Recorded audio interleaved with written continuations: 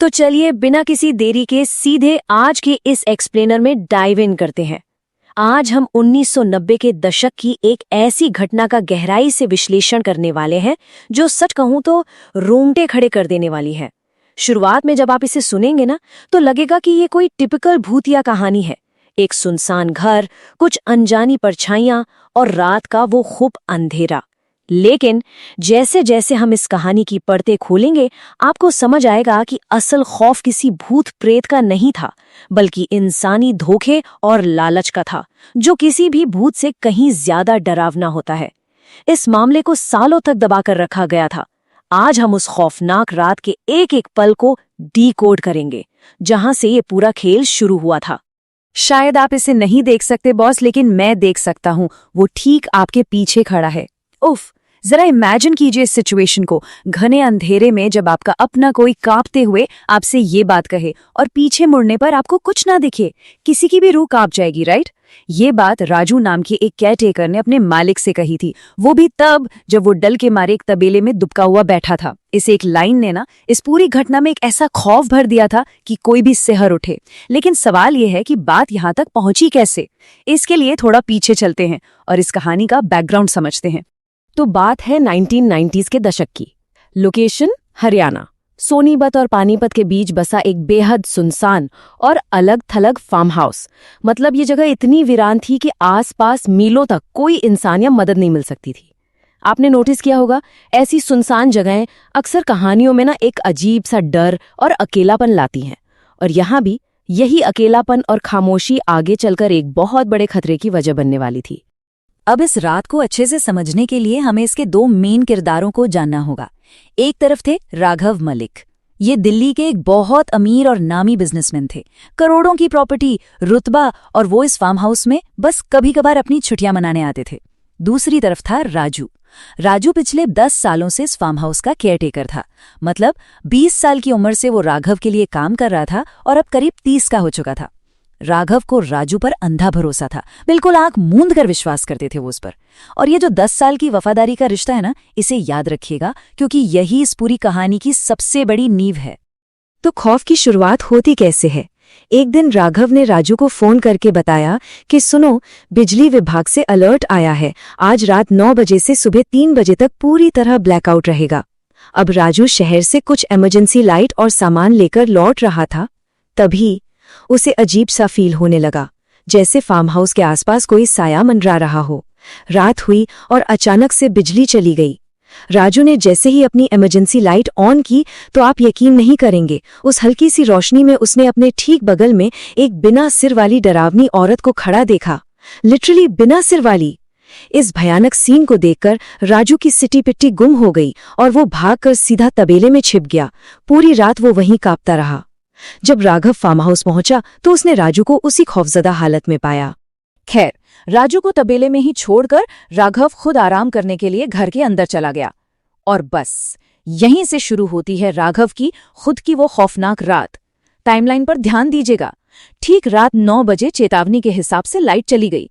पूरा घुप अंधेरा। रात के 10 बजे जब राघव बस सोने ही वाला था, घर का मेन दरवाजा बहुत धीरे से क्रीक करता हुआ खुला और किसी कांच के टूटने की तेज आवाज आई।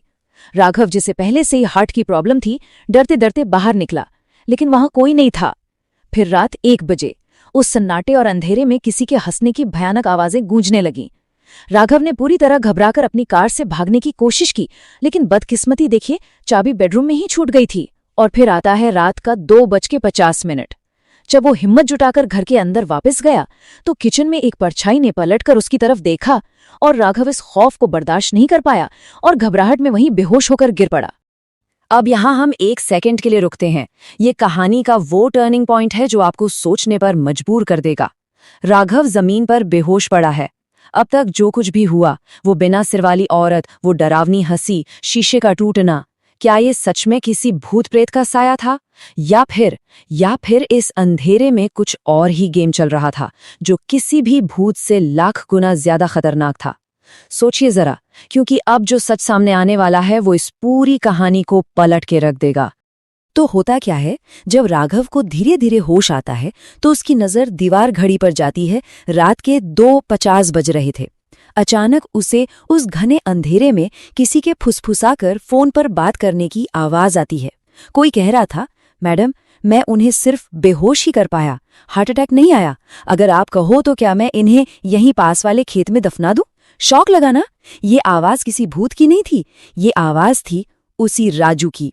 वही राजू जिस पर राघव पिछले 10 सालों से अपनी जान से ज्यादा भरोसा करता था। और बस उसी एक पल में वो सारा भूत प्रेत का भ्रम चकनाचूर हो गया और उसके सामने आ खड़ा हुआ एक बेहद खौफनाक इंसानी चेहरा। तो असल में चल क्या रहा था? इस पूरे भूतिया ड्रामे के पीछे ना एक बहुत ही ठंडे दिमाग से रची गई हत्या की साजिश थी। जरा इनका मास्टर प्लान देखिए। स्टेप 1, क्योंकि राघव दिल का मरीज था तो मोहिनी, जो कि कोई और नहीं बल्कि राघव की अपनी पत्नी थी, उसने राजू के साथ मिलकर ये तय किया कि राघव को इतना डराया जाए कि उसे हार्ट अटैक आ जाए ताकि मौत बिल्कुल नेचुरल लगे। स्टेप 2, अगर बाय चांस राघव डर से नहीं मरता है तो उसे सीधा जान से मार दिया जाए। और स्टेप 3, जो सबसे शॉकिंग है, इस कत्ल के बदले में मोहिनी ने राजू को उस करोड़ों के फार्म हाउस का 5% हिस्सा देने का लालच दिया था। सोच रहे हैं आप, 10 साल की गहरी वफादारी सिर्फ 5% प्रॉपर्टी के लालच में बिक गई। लेकिन बाजी पलटने में ना ज्यादा वक्त नहीं लगता। ठीक रात के 3 बजे, जैसा कि बिजली विभाग ने बताया था, एकदम से फार्म हाउस की लाइट वापस आ गई। अचानक चारों तरफ रोशनी फैल गई। राघव, जो अब तक सब कुछ सुन चुका था, वो फुर्ती से उठा, सीधा किचन के प्लेटफॉर्म से एक बड़ा सा चाकू उठाया और एक झटके में राजू की गर्दन पर रख दिया। इमेजिन कीजिए ये सीन, जिस केयरटेकर को वो 10 साल से अपने घर के सदस्य की तरह पाल रहा था, आज उसी की गर्दन पर उसका चाकू था। और तभी राजू का फोन बजता है। स्क्रीन पर नाम फ्लैश हो रहा था, मोहिनी मैडम। राघव ने अपनी आंखों से ही राजू को फोन स्पीकर पर रखने का इशारा किया।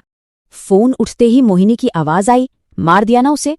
उसने राजू को तुरंत याद दिलाया कि प्रॉपर्टी का 5% हिस्सा उसका है। राजू ने कांपते हुए जवाब दिया कि नहीं मालिक, अभी जिंदा है और चाकू मेरी गर्दन पर है।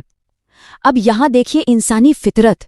राघव ने मोहिनी को चालाकी से उसी वक्त फार्म हाउस पर बुला लिया। फोन कटने के बाद जब वो मोहिनी का इंतजार कर रहे थे तो राघव ने राजू के सामने एक नया और भी खतरनाक ऑफर रख दिया। उसने राजू से कहा, मोहिनी 5% दे रही थी ना तुझे, आज जैसे ही मोहिनी दरवाजे से अंदर आएगी तुझे उसका कत्ल करना होगा और मैं तुझे इस प्रॉपर्टी का 10% हिस्सा दूंगा। मतलब ये मॉरल करप्शन का एकदम पीक है। एक पति अपनी ही पत्नी की मौत के लिए अपने ही हत्यारे से बोली लगा रहा था। इस डील के करीब 1.5 घंटे बाद बाहर एक गाड़ी के रुकने की आवाज आती है। दरवाजे पर दस्तक होती है। राजू बहुत खामोशी से जाता है और दरवाजा खुलता है। मोहिनी अंदर आते ही बड़ी बेबाकी से ताना मारती है कि चलो अच्छा हुआ राघव सीधे रास्ते आ गया, वरना राजू न जाने आज उसके कितने टुकड़े करता। लेकिन मोहिनी को यह बिल्कुल नहीं पता था कि खेल पूरी तरह से पलट चुका है। बिना एक भी शब्द कहे राजू ने अपने हाथ में पकड़ा हुआ वो किचन का चाकू सीधा मोहिनी के सीने के आर पार कर दिया। मोहिनी, जो खुद अपने पति की लाश देखने आई थी, वो खुद इस खूनी खेल का शिकार हो गई। अब आता है इस पूरी कहानी का सबसे बड़ा और शॉकिंग ट्विस्ट। जैसे ही मोहिनी जमीन पर गिरी, राजू ने खून से सने हाथों के साथ एक उम्मीद भरी नजर से राघव की तरफ देखा, अपने 10% हिस्से के लिए। लेकिन राघव बस वहां खड़ा मुस्कुरा रहा था। और फिर उसने एक ऐसी बात कही जिसने राजू की दुनिया ही उजाड़ दी। राघव ने बहुत ही ठंडे स्वर में कहा, तुझे क्या लगा मैंने ये फार्म हाउस 1 हफ्ते पहले ही बेच दिया था? सारे पैसे मुझे मिल चुके हैं, अब ये फार्म हाउस मेरा है ही नहीं। उफ, इस एक लाइन ने सब कुछ खत्म कर दिया। राजू ने क्या नहीं किया, अपने मालिक से गद्दारी की, एक इंसान का कत्ल किया, अपनी सारी इंसानियत बेच दी और आखिर में उसे मिला एक बड़ा सा 0। और इसके बाद क्या हुआ? इस खौफनाक रात का जो एंड था वो और भी ज्यादा डार्क था। ये सब होने के बाद राघव बिल्कुल शांत और बिना किसी इमोशन के अपनी गाड़ी में बैठा और आराम से वापस दिल्ली लौट गया। उसने उस लाश और उस हत्यारे को वहीं उसी हाल में छोड़ दिया। कुछ दिनों बाद न्यूज आई कि एक नौकर ने गुस्से में आकर अपनी मालकिन का खून कर दिया। लोगों ने, जैसा कि अक्सर होता है, गलतफहमी में इसे एक अवैध प्रेम प्रसंग का मामला मान लिया और उल्टा राघव से ही सहानुभूति जताने लगे। और राजू अपने किए गए भयानक अपराध के बोझ और राघव से मिले उस धोखे से वो पूरी तरह टूट चुका था। कुछ ही दिन बाद राजू ने आत्महत्या कर ली। राघव ने अपनी पत्नी की वो साजिश और उस रात का वो काला सच दुनिया से हमेशा हमेशा के लिए छिपा लिया। जाते जाते मैं बस एक बहुत ही गहरी और प्रोवोकेटिव बात से आज के इस विश्लेषण को खत्म करना चाहूंगा। लालच शक्कर की तरह है, हद में हो तो मीठा, लेकिन अगर हद से ज्यादा हो जाए ना तो जानलेवा होता है। इस पूरी घटना में इस फार्म हाउस में कोई भूत नहीं था, लेकिन जो कुछ भी था वो इंसान के अंदर छुपे सबसे बड़े दानव का नतीजा था, यानी लालच। मोहिनी का उस प्रॉपर्टी का लालच, राजू का उस 5% का लालच, इन सब ने मिलकर जिंदगियां तबाह कर दी। क्या आपको नहीं लगता कि इंसान का ये लालच सच में किसी भी भूत या पिशाच से कहीं ज्यादा खौफनाक होता है? ये एक ऐसा सवाल है जो शायद काफी दिनों तक आपके जहन में गूंजता रहेगा। आज के इस एक्सप्लेनर में हमारे साथ जुड़ने के लिए आपका बहुत बहुत धन्यवाद।